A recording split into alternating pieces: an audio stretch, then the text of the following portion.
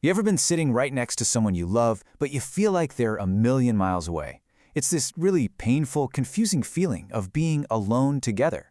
And it's way more common than you'd think for a group of people we can call the silent distanced. If any of that rings a bell, then you're in exactly the right place. We're going to dive into why this happens and, more importantly, what we can actually do about it. I mean, it's a strange question, isn't it? Your home is supposed to be the one place you feel the most connected, the safest. So to be there and feel this deep sense of isolation, it's just really unsettling. But I want you to know, if you feel this, you are definitely not the only one. So what does this loneliness actually look like? Well, for a lot of couples, it starts with this, the roommate feeling. Your relationship just kind of shifts. It turns into more of a business partnership.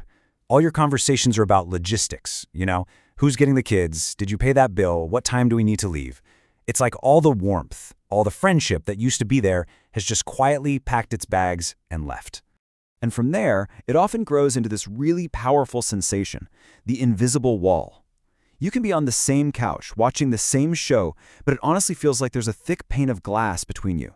You can see them, you can hear their voice, but you just can't reach them. The connection's gone fuzzy, like a bad radio signal.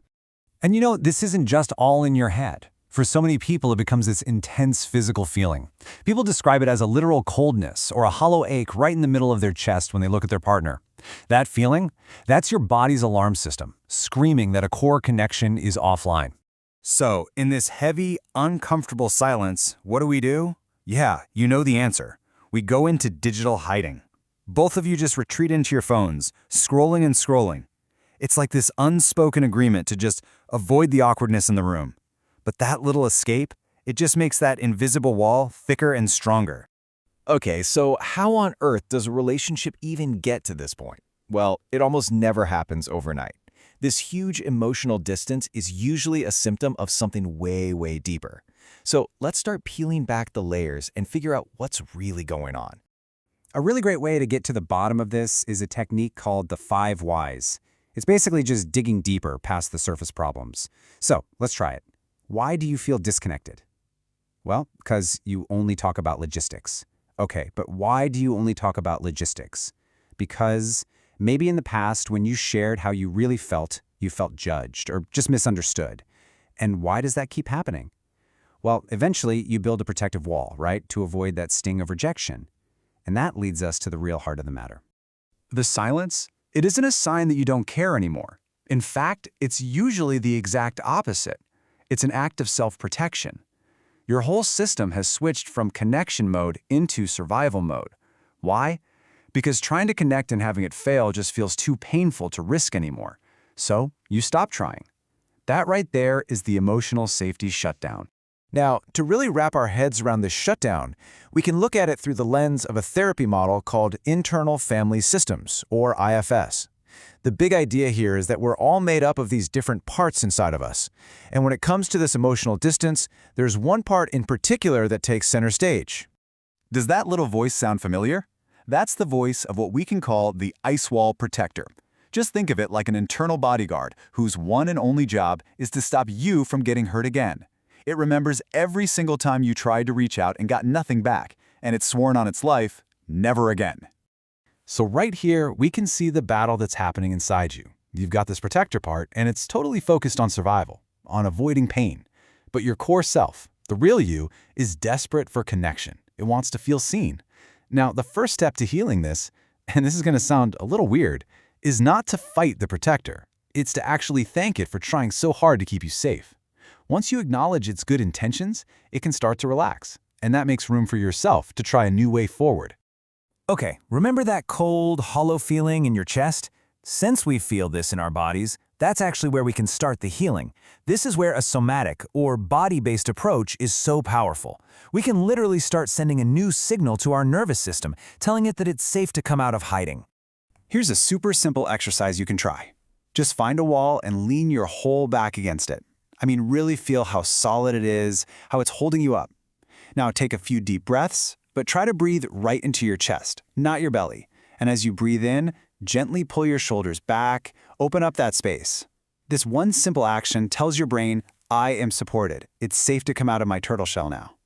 So once we feel a little safer on the inside, We can try to build a tiny, tiny bridge to the outside. And look, this does not require some big, dramatic, heart-to-heart conversation. It all starts with just one small sentence, using an idea from cognitive behavioral therapy, or CBT. A huge part of CBT is spotting these little thinking traps we fall into. And in relationships, mind reading is a big one. It's that little belief that whispers, if they really loved me, they just know I'm sad. But that puts this impossible pressure on our partner, and it keeps us stuck in silence, just waiting for them to be a psychic. So the way to beat this is with what we can call the vulnerability small step. Instead of waiting for them to read your mind, you take one tiny, manageable risk. You just state your feeling. No blame, no expectations. Just notice the huge difference between you make me feel lonely and I feel a little lonely tonight. One is an accusation, the other is an offering. It's a small, honest step that can start to break that cycle of silence. All right, last piece of the puzzle. Let's talk about how to break the automatic pattern that keeps this whole cycle going. For this, we can borrow a really cool technique from neuro-linguistic programming, or NLP, which is all about how we can rewire the automatic links between our thoughts and our behaviors. What happens over time is your brain can create something called a silent anchor.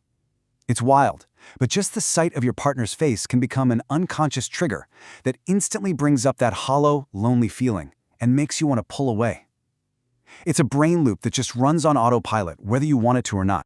So, how do you break the spell? It's a two-part action you can do in a split second. First, reframe the thought. The moment that feeling hits, consciously switch your thinking from, they don't see me, to, wow, we are both stuck in a loop together. See how that creates empathy instead of blame? Second, create a physical touch anchor. Just gently touch your own wrist. That little bit of physical sensation grounds you in your body, pulls you out of that automatic reaction, and gives you that crucial second to choose a kinder response. So, let's bring it all together. The path forward starts on the inside, by being kind to that protector part that's just trying to do its job. Then, you use your own body to send it a signal of safety. From there, you can take one tiny, vulnerable step outward. And finally, you learn to spot and reframe those automatic loops that keep you stuck. It's a real, tangible journey from just surviving back to truly connecting. Look, healing this kind of loneliness isn't about one giant, heroic gesture. It's about building a new bridge back to each other, one small, steady plank at a time. The first step doesn't have to be perfect, it just has to happen. So, my question for you is, what new bridge will you start building today?